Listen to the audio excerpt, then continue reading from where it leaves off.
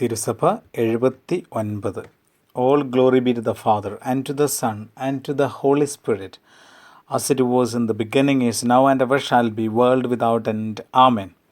സ്നേഹമുള്ള സഹോദരി സഹോദരങ്ങളെ, ഇന്ന് നിങ്ങൾ ഓരോരുത്തരുമായി പങ്കുവയ്ക്കാൻ ആഗ്രഹിക്കുന്ന കർത്താവിൻ്റെ വചനം അപ്പസ്തോല പ്രവർത്തനങ്ങളുടെ 13-ാമത്തെ അധ്യായത്തിൻ്റെ 41-ാമത്തെ തിരുലിഖിതമാണ്. നിന്ദകരെ കാണുവിൻ, ആശ്ചര്യപ്പെടുവിൻ, അപ്രത്യക്ഷരാകുവിൻ. എന്തെന്നാൽ നിങ്ങളുടെ ദിവസങ്ങളിൽ ഞാനൊരു പ്രവൃത്തി ചെയ്യുന്നു, ആര് പറഞ്ഞാലും നിങ്ങൾ വിശ്വസിക്കാത്ത ഒരു പ്രവൃത്തി. പ്രിയമുള്ള സഹോദരി സഹോദരന്മാരെ, കർത്താവായ യേശുക്രിസ്തുവിൻ്റെ ഉത്ഥാനത്തെക്കുറിച്ച് പൗലോസ്ലീഹ പ്രസംഗിക്കുന്ന ഒരു ഭാഗമാണിത്. അതായത് കർത്താവിൻ്റെ തിരുശരീരം ഈ ലോകത്ത് ജീർണിക്കുവാൻ അനുവദിക്കാതെ ഇതുവരെ കാണാത്ത, ഇതുവരെ ലോകത്ത് സംഭവിക്കാത്ത ഒരു പ്രവൃത്തി യേശുക്രിസ്തുവിനെ മരിച്ചവരിൽ നിന്നും ഉയർപ്പിച്ചുകൊണ്ട് ദൈവം ചെയ്ത ആ വലിയ സത്യം പൗലോസ്ലീഹ തൻ്റെ പ്രസംഗത്തിൽ, പ്രത്യേകിച്ച് അന്ത്യോക്യായിലുള്ള പ്രസംഗത്തിൽ പങ്കുവെച്ചുകൊണ്ട് പറയുന്നത് ഇപ്രകാരമാണ്: ഇതേ ദൈവം നമ്മുടെ ഓരോരുത്തരുടെയും ജീവിതങ്ങളിലും നമ്മുടെ കാലഘട്ടങ്ങളിലും നമ്മൾ വസിക്കുന്ന ഈ സമയത്തും നമ്മൾ ഉദ്ദേശിക്കാത്ത രീതിയിൽ അത്ഭുതകരമായി ഇടപെടുന്ന ദൈവമാണെന്നും ശക്തനായ ദൈവമാണെന്നും വിശുദ്ധ പൗലോസ്ലീഹയിലൂടെ ദൈവം നമ്മെ ഓർമ്മിപ്പിക്കുകയാണ്.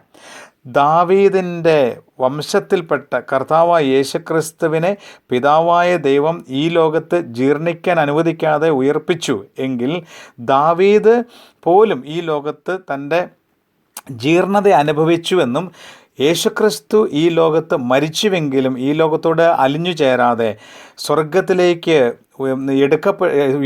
ഉയർത്തെഴുന്നേറ്റ കർത്താവിൻ്റെ ആ വലിയ ഉത്ഥാന അനുഭവത്തെ ലോകത്തിന് ചൂണ്ടിക്കാണിച്ചുകൊണ്ട് പൗലോസ്ലീഹ പറയുക, ഇതുപോലെയുള്ള ദൈവിക ഇടപെടലുകൾ നമ്മുടെ ജീവിതത്തിൽ ഉണ്ടാകും എന്നുള്ള വലിയ വിശ്വാസത്തിലേക്ക് ഇന്ന് പൗലോസ്ലീഹ നമ്മെ വിളിക്കുക. പ്രിയമുള്ള സഹോദരങ്ങളെ, നമ്മുടെയൊക്കെ ജീവിതങ്ങളിൽ ഒരുപക്ഷെ ചിലപ്പോൾ ചില ജീർണത അനുഭവിക്കുന്ന അവസ്ഥയിലൂടെ നമ്മൾ കടന്നു പോകുന്നുണ്ടാകും.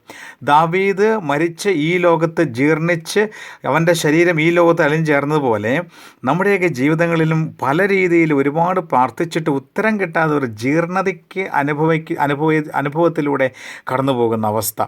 പലപ്പോഴും പല കാര്യങ്ങൾക്ക് വേണ്ടി നമ്മൾ പ്രവർത്തിച്ചിട്ടും എവിടെയും ഒരു എത്തപ്പെടാൻ സാധിക്കാത്ത ഒരു അവസ്ഥ.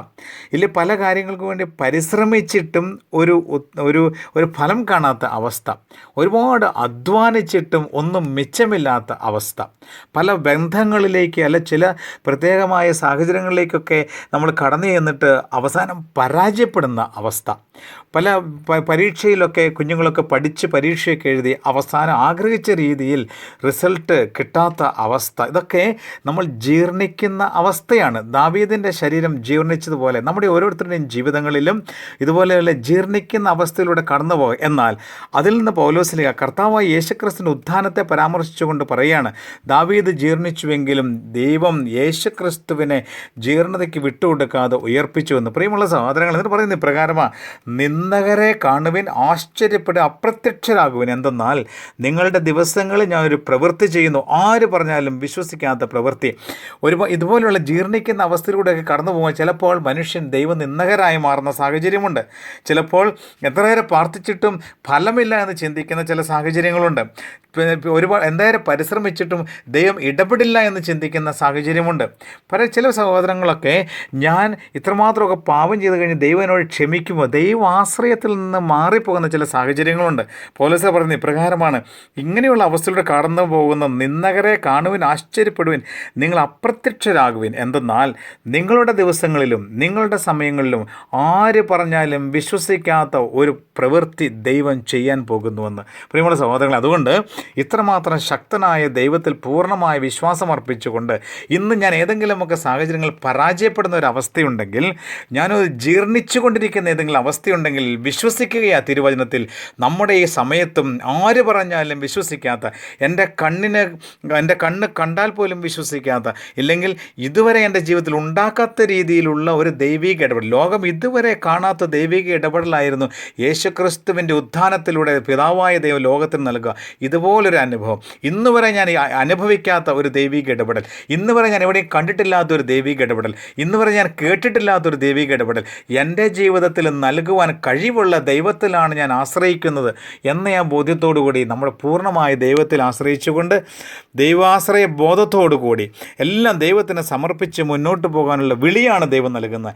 ജീവിതത്തിൽ ഉണ്ടായിക്കൊണ്ടിരിക്കുന്ന ഈ ജീർണത അതിലേക്ക് മനസ്സ് വയ്ക്കാതെ മറിച്ച് ദൈവത്തിൻ്റെ ശക്തമായ ഇടപെടൽ ഈ ജീർണതയിലും അത്ഭുതകരമായി നടത്തുന്ന ദൈവിക ഇടപെടലിൽ ആശ്രയിച്ചുകൊണ്ട് പൂർണ്ണമായി സമർപ്പിച്ച് പ്രാർത്ഥനയിൽ ആഴപ്പെട്ട് ആഴമുള്ള വിശ്വാസത്തിലേക്ക് കടന്നു വരുവാനുള്ള വലിയ പോളിസിക നമുക്ക് നൽകി. അതുകൊണ്ട് സഹോദരങ്ങളെ, ഇന്ന് നമ്മുടെയൊക്കെ ജീവിതങ്ങൾ നമ്മൾ കടന്നു പോകുന്ന ജീർണിക്കുന്ന അവസ്ഥ ഏതൊക്കെ ആയിക്കോട്ടെ, ഉത്തരം കിട്ടാത്ത അവസ്ഥ ഏതൊക്കെ ആയിക്കോട്ടെ, എവിടെയും എത്തപ്പെടാത്ത അവസ്ഥ എന്തിലൊക്കെ ആയിക്കോട്ടെ, എല്ലാവരും ഉപേക്ഷിക്കപ്പെട്ട അവസ്ഥ എന്തായിക്കോട്ടെ, അവയെല്ലാം കർത്താവായ യേശുക്രിസ്തുവിൻ്റെ തിരുമുറിവുകളിലേക്ക് സമർപ്പിച്ചുകൊണ്ട് പിതാവായ ദൈവത്തിന് മുമ്പിൽ അവിടുത്തെ കരുണയ്ക്ക് വേണ്ടി പ്രാർത്ഥിക്കാം. ആരും പറഞ്ഞാലും വിശ്വസിക്കാത്ത ഒരു പ്രവൃത്തി നിങ്ങളുടെ ദിവസങ്ങളിൽ ഞാനിതാ പ്രവർത്തിക്കുവാൻ പോകുന്നുവെന്ന വചനം ഏറ്റെടുത്തുകൊണ്ട് ആ ദൈവിക ഇടപെടലിന് വേണ്ടി, ദൈവത്തിൻ്റെ സമയത്തിന് വേണ്ടി നമുക്ക് പ്രാർത്ഥനയിൽ കാത്തിരിക്കാം. സർവശക്തനായ ദൈവം നിങ്ങളെ ഓരോരുത്തരെയും സമൃദ്ധമായി അനുഗ്രഹിക്കട്ടെ.